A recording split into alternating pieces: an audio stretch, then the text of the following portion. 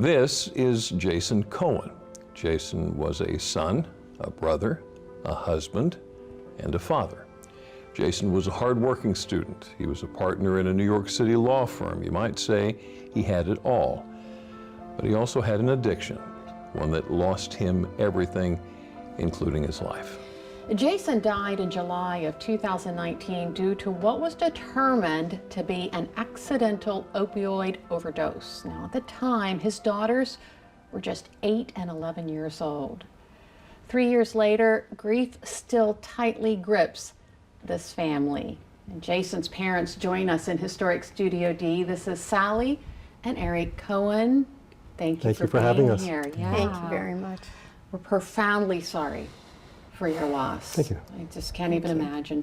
Can you tell us a little bit about who Jason was? You take For your me, time. he was the dream stepson. Yeah.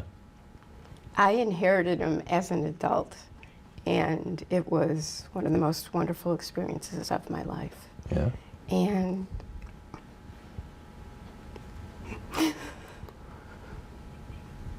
losing him was very difficult. And the aftermath is even more difficult. It's tough. And one of the things that Eric and I are hoping to do is to encourage all of the Peggy's and Lisa's and the Ashley Paternos of the world that have succeeded or come up with helping ways to spread the loss so that there aren't others that sit in the seat. Yeah. Because we don't want that. Because we don't want that. Well, none of us do. For us, Yeah. it's a personal pain and one that doesn't diminish. Obviously, after 3 years, it still captures you. We're sorry for that. Please understand our appreciation for your willingness to share the story. It's important. Because it's important. It's a Exactly health right. issue. It's a social issue. And people feel that it's such a stigma. There was not a better human being than Jason Cohen. Yeah. And it happened to him. So if It we happened to can him. help and save anybody else from going through this, we would love to be part of that. All right, so Eric, let's talk for a second. This started after back surgery? It did. He had about 14 and a half years ago, he had back surgery, and they prescribed an opioid prescription for him. And that was just the beginning, and subsequent to that, I mean, as we find out, as we go down the road, you find out that certain individuals are predisposed to addiction, and so he must have been. And he was, I mean, you're talking about somebody that was graduated with honors, second in his law school class, and was was the youngest partner in the law firm that he became a partner in New York City. So this is not just, this can hit any family at any time. Yeah. And it was devastating. And you know, the worst part, I guess for us, or for the devastation to the family doesn't end. You have, you know, you go through the addiction stage and then the loss stage, and then after that, you know, you once they're gone, once you've got the loss, that it just never goes away, because every day you think about what else could somebody have done, what could we have done to have helped more, what could we have done to have facilitated his recovery. And Right. you know, he has two daughters that'll never have their dad around, and that to me, I mean, that's just the worst thing that I can't even imagine that. And so we want to, the important thing for us, I think, is we want to raise awareness, and if we can save one family, two families, five, whatever it takes for people to be aware that this epidemic is here, it's a crisis, and that it's going to take all of us to pull together to get through it. When did you realize that there was addiction? I mean, was it? It is difficult. I mean, there was a change in his behavior, and I think that was probably the first thing. And not knowing specifically what it is, eventually it just came to light that, you know, we saw that there were maybe pills around that didn't take much to read what the prescriptions were. So once you see that, you kind of put two and two together, and you've got somebody whose behavior patterns have changed. Yeah. at home, at work, in their social life with their family, and then to know that, you know, these drugs are still around. I mean, if it was really just, you know, you could see this change, and we spoke to him about it, not just us, it wasn't just us, the whole family spoke to him. He has a brother and a sister, and they were involved in speaking with him, and his wife, and his mom. We all did our best to try to, you know, get him on the right path and get him back to himself. Again, thank you for sharing the story. Thank you. We want to know more. We'd like to talk to you more. Would you mind hanging out for just a... Absolutely. We're going to take a quick commercial break.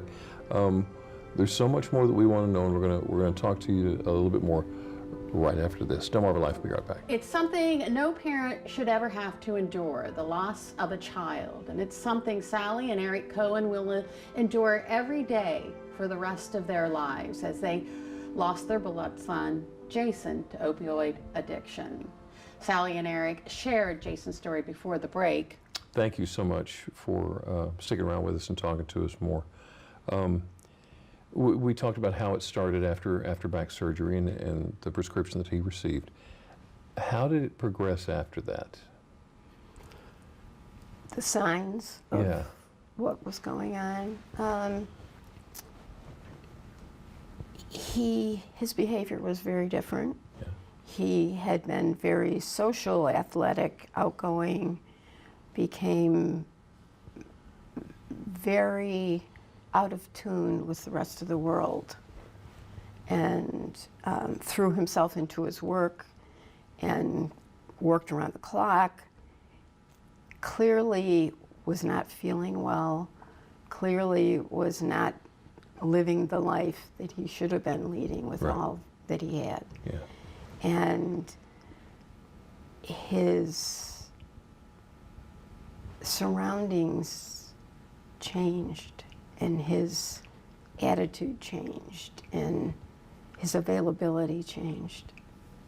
Wow. And it's very altering to the individual, I'm sure. I'm fortunate it has not been something that's been in my personal life. I think he was overwhelmed. Mm-hmm. They say he passed away quietly in his sleep, and I keep trying to think that's absolutely what happened. But I think an awful lot of pain went on underneath the covers of that that none of us will know about. And it wasn't, I'm so in awe of the people that do survive and get through it. And I think we've all had brushes with, I had a hospital stay I wasn't sure I was ever going to end. And but I think we were faced with things, and he was a strong person, and he just couldn't get to the top of the barrel. And it's important in the 3 years that we've been involved in Go Purple, it has been enormously addressed. And I think that we need to continue to find ways to help as a society, because it does affect everybody. Yeah. And that's why you're out here and sending along a message. What do you hope people take away from your words?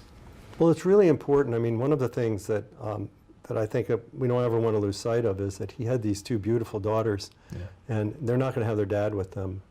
And so that element, just that piece alone of this is, you know, they're going to go through the rest of their lives without, and they'll, everything that they'll miss. So this is something that when this occurs, it goes across everybody that he touched, and everybody that touched him are impacted by it. And the most important thing here is awareness. We have to be aware that it is a serious problem. It's a crisis, and it's a health crisis. And so making people aware and knowing that we do have resources available.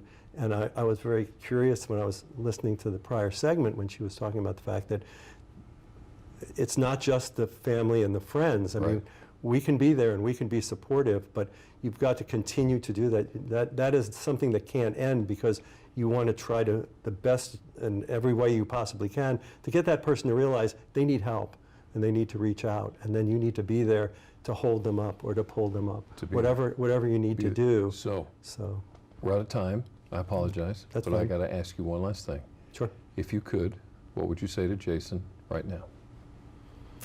Oh, I would tell him, I'd say, you know, we all miss you dearly, your entire family, all your friends, and your business partners. And, you know, we just regret that there wasn't more we could have done to have made sure that you got the help that you needed so that you'd still be here. You're amazing. And we love you very much then, and we love you very much today. You guys are amazing people. I admire your strength. Yes. Thank you. I can't imagine. Thank you so much, Sally and Eric Cohen, for coming on. And hopefully someone watching will take away information so. that could save a life. People like you spread the word so Thank well. you all very much. It's our pleasure. Thank you.